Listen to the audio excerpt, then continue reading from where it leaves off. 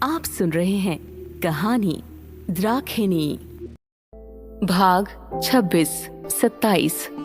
यदि किसी पुरुष के अहंकार को ठेस पहुंचती है तो वो बहुत संवेदनशील हो जाता है। आदमी ये देखने की कोशिश नहीं करता है कि क्या गलत है और क्या सही। राजन इंद्राशीष ने इतने सालों तक सिर्फ एक बच्चे की खबर का इंतजार किया था। इंद्राशीष पर जैसे ही बालक का आशीर्वाद प्राप्त हुआ, एक दंत ने राजन के अहंकार का शिकार किया। एक दंत ने राजन को तर्क और दुविधा के भंवर में डाल दिया और कहा कि रानी ने जॉनमेजॉय के आने के बाद ही एक बच्चे की कल्पना क्यों की। जॉनमेजॉय राजन के इतने करीबी बन गए थे और उन्हें बहुत सी बातें बताई, लेकिन उन्होंने एक बार भी ये उल्लेख क्यों नहीं किया कि वे देवी केशी के प्रेमी थे। राजन के लिए सब कुछ भ्रम का गोला बन गया। जॉनमेजॉय ने उन्हें अपने और केशी के रिश्ते के बारे में क्यों नहीं बताया। उसने उर्मी को घंटे दर घंटे मंदिर के प्रांगण में बैठे देखा था और ये भी देखा था कि जॉनमेजॉय कभी कभी मंदिर से बाहर आते हैं। फिर कौन सच बोल रहा था? क्या एक दंत जिसने उसे जन्म से ही सच बोलकर पाला था, या वो जॉनमेजॉय था जिसने इंद्राशीष को अपना बड़ा भाई माना था? एक दंत की राख की औषधि ने राजन के मन में संदेह के बादल पैदा कर दिए। दूसरी ओर एक दंत ने राजन के कानों में जहरीले शब्द डालना जारी रखा। एक दंत ने एक धूर्त मुस्कान दी और कहा, आओ राजन, मैं आपको वो गुप्त गुफा दिखाऊं जिसकी हर दीवार देवी उर्मी की अशुद्धता की साक्षी है। मैं आपको वो स्थान दिखाता हूँ जहाँ देवी उर्मी में जॉनमेजॉय ने अपना नाजायज बीज बोया था। वो जानता है कि आपको पिता बनने की बहुत इच्छा है, इसीलिए आप कभी नहीं समझ पाएंगे कि कौवे ने कोयल के घोंसले में अपना अंडा रखा है। राजन एक दंत के साथ मंदिर के भीतरी कक्ष में गया। सभी पहरेदारों को सूचित किया गया कि उस समय कोई भी मंदिर के पास न आए। एक दंत ने राजन को नटराज और मंदिर की दीवार में खुदा हुआ त्रिशूल दिखाया। राजन ने कहा, ये यहाँ सदियों से मौजूद है, आप मुझे ये क्यों दिखा रहे हैं? देवी द्राक्षाणी के कक्षों में केवल एक कमरा है और हम अब देवी द्राक्षाणी के सिंहासन के पास खड़े हैं। एक दंत ने आगे बढ़कर त्रिशूल पर दबाव बनाया। तुरंत एक झंझरी की आवाज के साथ गुप्त कक्ष खुल गया। एक दंत राजन के मन में संदेह के बीज बोने में सफल रहा। राजन नीचे जाना चाहता था, लेकिन एक दंत ने उसे रोक दिया। एक दंत ने उन्हें बताया कि ये कक्ष शाही परिवार के सदस्यों के लिए शापित माना जाता है। एक दंत जानता था कि इस कक्ष के अंदर सभी शास्त्र रखे गए हैं। उन्हें हटाए बिना वो राजन को अंदर नहीं ले जा सकते थे। अष्ट सिद्धि की अपनी शक्तियों से एक दंत ने राजन के मन पर एक भ्रम पैदा किया और उसे उर्मिमाला और जॉनमेजॉय का घनिष्ठ संबंध दिखाया। राजन के मन में जो संशय जाग उठा था वो वास्तव में एक दंत की दुष्ट शक्तियों द्वारा विस्तृत और निर्मित किया गया था। राजन ने आंखें बंद की और देखा, उर्मी अपने सर जॉनमेजॉय की छाती पर रखकर बैठी है। एक दंत ने जारी रखा, अत्यंत साधना और योग के बाद मुझे शक्ति प्राप्त हुई है जिससे मैं अतीत को देख सकता हूँ और किसी और को भी दिखा सकता हूँ। राजन ने एक दंत से पूछा, आपको जॉनमेजॉय और देवी केशी के बारे में कैसे पता चला? एक दंत ने कहा, मैंने अपने दूत को गांधार भेजा था। गांधार राज की मृत्यु के बाद अब राजा आपका पूर्व साला अश्रुषे है। उसने मुझे मेरे संदेह की पुष्टि करते हुए एक पत्र भेजा था। एक दंत ने राजन को पत्र भेंट किया। वहां स्पष्ट रूप से लिखा था कि जॉनमेजॉय देवी केशी से प्रेम करते थे। गांधार राज अपनी बेटी की शादी जॉनमेजॉय से कराना चाहते थे, लेकिन किसी अज्ञात कारण से जॉनमेजॉय शादी से मुकर गए थे। चूंकि बेटी के प्रेम संबंध की खबर दूसरे राज्यों में फैल गई थी, इसीलिए गांधार राज को इस राज्य की क्रूर परंपरा को जानने के बाद भी अपनी बेटी का विवाह द्राक्ष के राज्य में करना पड़ा। आग में जलकर राजन ने पत्र लिया और उसे मंदिर के दीपक में जला दिया। राजन जाने ही वाला था कि एक दंत ने कहा, आप अपने पिता तुल्य कुल पुरोहित पर संदेह कर रहे हैं और दूसरे राजा पर भरोसा कर रहे हैं। राजन ने कहा, मैं जॉनमेजॉय को मार दूंगा। मैं उर्मी और उसके बच्चे को कभी नहीं छोड़ूंगा। मैं उन्हें भी मार दूंगा।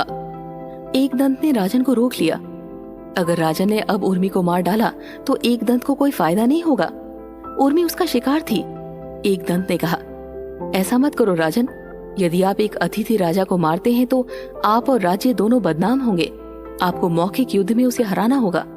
आपको अपने राज्य से जॉनमेजॉय को त्यागने की जरूरत है। यदि आप अभी उर्मी को मारते हैं तो इतनी सालों से चली आ रही परंपरा का क्या होगा? आप उर्मिमाला को केवल मारने के लिए लाए हैं। वो एक भयानक मौत मर जाएगी, लेकिन आपको सही समय की प्रतीक्षा करने की आवश्यकता है। वो अपने गर्भ में जॉनमेजॉय के बच्चे के साथ पूर्ण गर्भावस्था में मर जाएगी। इस तरह जॉनमेजॉय को एक अलग राष्ट्र में बैठे हुए भी दंडित किया जाएगा। जैसा मैं आपको करने के लिए कह रहा हूँ वैसा ही आप करते रहे। राजन ने मंदिर की दीवार पर मुक्का मारा। उसके हाथ से खून की एक पतली धारा बह रही थी। राजन के घाव ने एक दंत को प्रसन्न किया, लेकिन बाहर उसने राजा के लिए चिंता दिखाई। एक दंत ने आश्वासन दिया कि राजन पर उनका तंत्र पूरी तरह से काम करेगा। उस पर गुप्त गुफा और देवी केशी और जॉनमेजॉय के बारे में विकृत कहानी पर राजन ने पूरी तरह से विश्वास किया था। अब वो एक दंत की उंगलियों की कठपुतली की तरह नाचेगा। राजन अब जॉनमेजॉय पर कभी विश्वास नहीं करेंगे। हाथ से गिरे खून को लेकर राजन जॉनमेजॉय से मिलने गया। जब राजन हाथ से रिश्ती खून की बूंदों के साथ चल रहा था, जॉनमेजॉय उसकी साधना में बस गया था। जॉनमेजॉय के चेहरे पर रोष की एक तस्वीर जाग उठी। एक दंत आगे की मुसीबत को देखने के लिए वहीं खड़ा रहा जो जल्दी होने वाली थी। हालांकि उन्होंने देवी द्राक्षाणी की पत्थर की मूर्ति से बहते आंसुओं की धारा को नहीं देखा। बार बार देवी शक्ति से जब भी आंसू बहे थे, ब्रह्मांड ने आदि देवी भैरव के तांडव को देखा था। वो तांडव चरम है। उस तांडव के क्रोध को सहने की शक्ति किसी में नहीं है।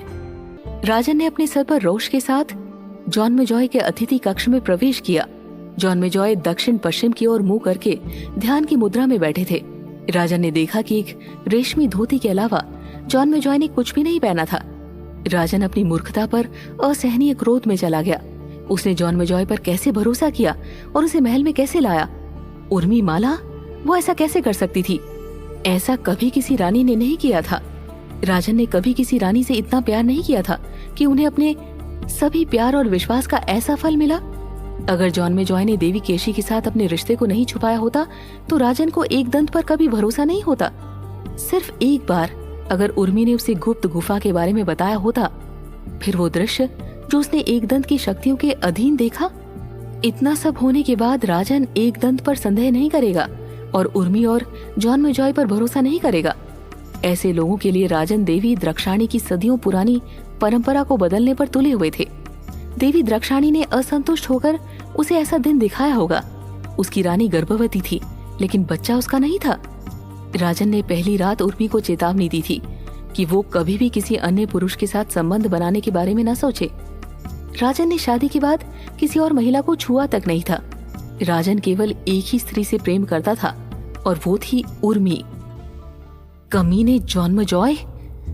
जॉनमेजॉय को देखते ही राजन इंद्राशीष चिल्ला पड़े। जॉनमेजॉय ने आंखें खोली और राजन की ओर देखा। उन आंखों में काल भैरव का कठोर रूप था। आंखों में आग लिए राजन फिर बोला, तुम मेरे मेहमान के रूप में आए और तुम मुझे ही बर्बाद करना चाहते हो? इस बार मेरी उर्मी पर तुम्हारी नजर थी। आखिर में तुमने मेरी रानी के करीब जाने की कोशिश की। जॉनमेजॉय अपने चेहरे पर एक खाली भाव के साथ खड़ा हो गया। उस चेहरे को समझना आसान नहीं था। राजन ने जॉनमेजॉय के खामोश खाली चेहरे को देखा और फिर से क्रोधित हो गया। अगर मैं चाहूं तो मैं तुम्हें इस समय मार सकता हूं, लेकिन तुम यहाँ एक शाही अतिथि के रूप में आए हो।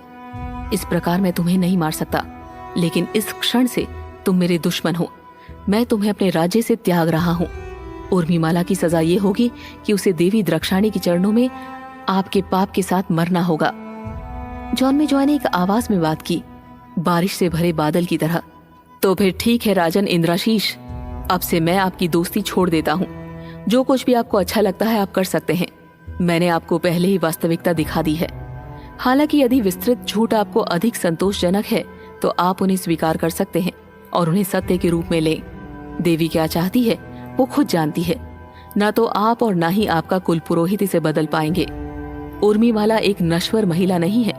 उनके पास देवी शक्ति की शक्ति है। उर्मिमाला दो आंखों वाली नहीं है, उसके पास एक तीसरी आंख भी है। मैं जॉनमेजॉय राठौड़, आपकी द्राक्ष पुत्री द्राक्षिणी का भैरव हूँ।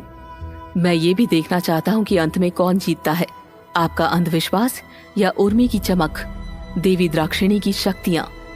मैं वास्तव में एक इंसान के रूप में पैदा हुआ हूँ, लेकिन मैं एक भैरव हूँ।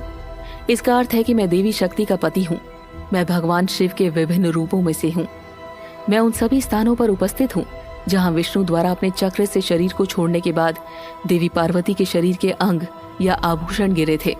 मैं अपने पहले जीवन में अपनी शक्तियों के बारे में नहीं जानता था। मेरी इच्छाएं सभी एक सामान्य इंसान के अनुसार थी। मैं गांधार राजकुमारी केशी से शादी करना चाहता था।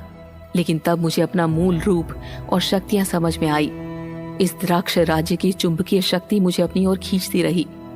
मेरे जीवन का उद्देश्य यही स्थित था, और वो है देवी सती। आप सब उन्हें देवी द्राक्षाणी के नाम से जानते हैं। इस प्रकार मैंने देवी केशी से दूरी बना ली।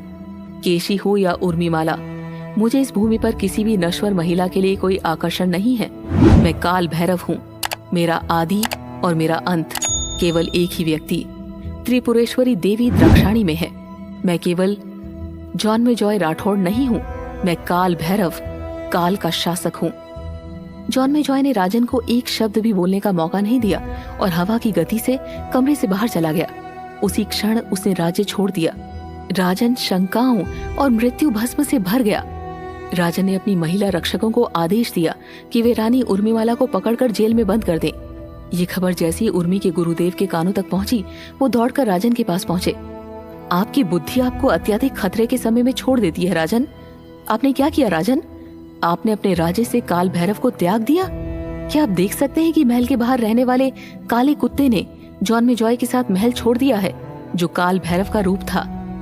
इंद्राशीष क्रोध और अपमान के भंवर में डूबा हुआ था। उन्होंने गुरुदेव द्वारा बोला गया एक भी शब्द नहीं सुना। दूसरी ओर मुग्धा अपनी बेटी के साथ महल के भीतरी कक्षों में अच्छी तरह से रह रही थी। तभी अचानक महिला रक्षकों का एक समूह कमरे में आ गया। उन्होंने देवी उर्मिमाला को कैद करने के शाही आदेश की जानकारी दी। कौशी की अमावस्या के दौरान ही उर्मिमाला को देवी द्राक्षाणी की बलि के लिए छोड़ा जाएगा। मुग्धा चिल्लाई, ऐसा कैसे हो सकता है कि राजन अपनी गर्भवती पत्नी पर इतना गुस्सा हो गए? उर्मी ने रक्षकों से पूछा कि राजन कहाँ है। उन्होंने उसे बताया कि राजन उर्मी का चेहरा नहीं देखना चाहते। वो शहर की दुल्हन के साथ व्यस्त थे। राजन शराब और महिलाओं में शामिल हो गए। दूसरी ओर एकदंत राजन पर अपना दुष्ट हाथ चलाने में सफल रहा।